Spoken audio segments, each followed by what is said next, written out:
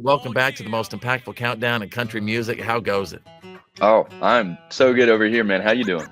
I'm doing so good. You look like you're just chilling in the backyard. A nice little atmosphere. Oh man, we're up here in the mountains of North Carolina. It's finally warming up. Spring comes a little later up here, so it's flowers are blooming and the sun is out. So figured I'd come outside and chat with you today. Hey, how's the baby doing? He's doing great. He's getting his little own personality and he's laughing and smiling and. I think he's just about to start crawling. Like he's starting to stand up and like move his legs. He hasn't quite done it yet, but it's like you can tell it's close. Isn't it amazing, man? Just how they change month to month. They're just a little different person.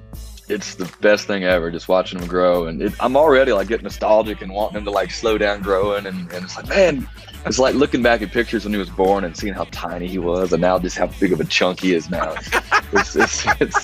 It's so cool, but also like, oh, slow down, bud. Oh yeah, they chunk up real fast too. Yeah. Hey, I want to go back a little bit. Obviously you're a season 10 winner of American Idol. How much has it changed since Scotty McCreery was on American Idol? Baby, lock them doors and turn the lights down low. Put some music on that's soft and slow. My schedule's so crazy. I never know if I can be in front of the TV or not. But my wife always watches religiously and kind of keeps me informed. And it's changed a lot, I think, just as far as how the show goes. The auditions, are still pretty similar. We used to have to do it a cappella. Now they can come in with a guitar or piano.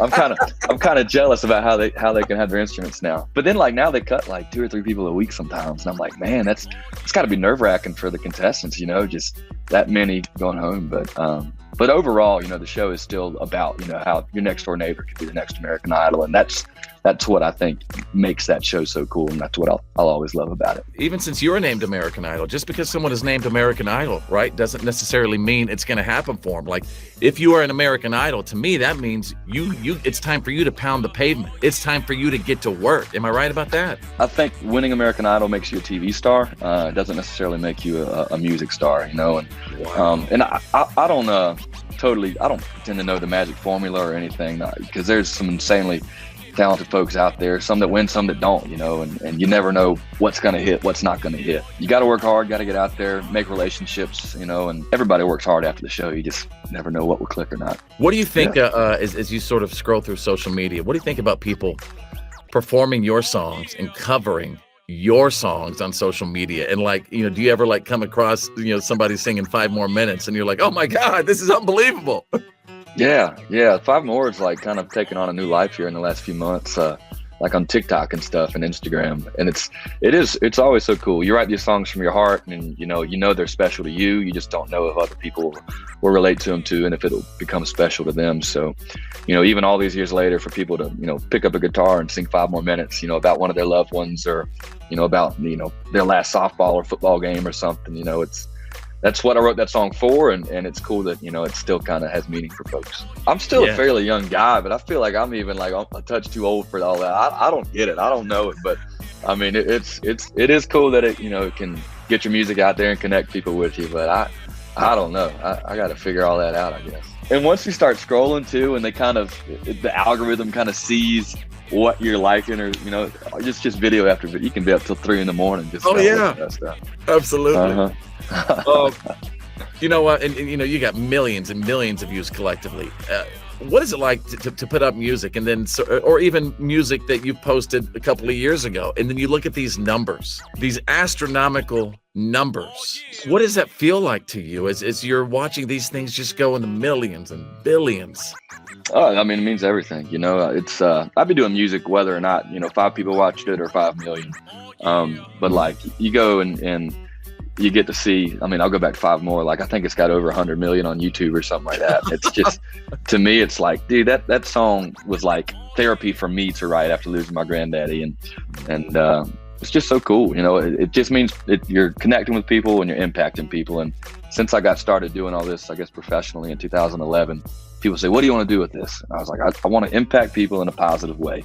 And so when you see those numbers, it just kind of confirms, hey, you're reaching people, you're impacting them, and a lot of people too, which is just nuts. You have had 5 consecutive #1 hits, and man, we are getting so close to It Matters to Her. That would be your 6th consecutive #1.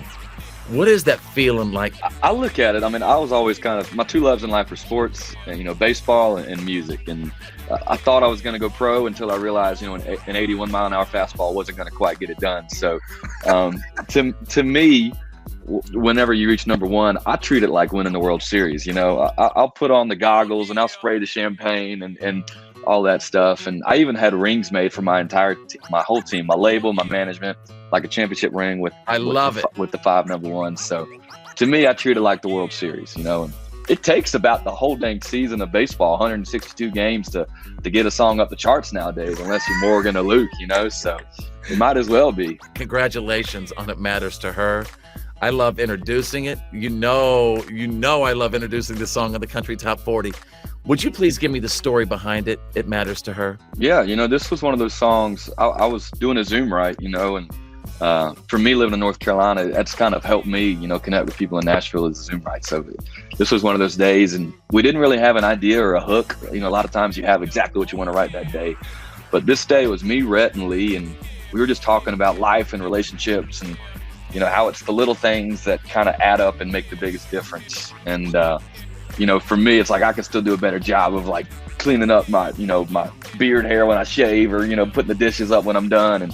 But it's all those little things that kind of make life easier on your significant other. And that's where the song came about. And we wrote the song about all that. What are you looking forward to, man, that has nothing to do with your career for the next few months? We do this golf trip twice a year for me and my guys. Speaking of sports, none of us really have that. We grew up playing sports, and we had that competitive bone in our body, but we don't have that anymore, you know, unless you're playing professional. So, and none of us are. So for us, this little golf tournament is like life or death, man. It's like you lose this thing and you're just like defeated for a month. So I got to hit the range because I'm not losing another one. We lost this last one. It was tough. All right, man. Hey, you've been great. And you know I love you. And I can't wait to chat with you again, brother.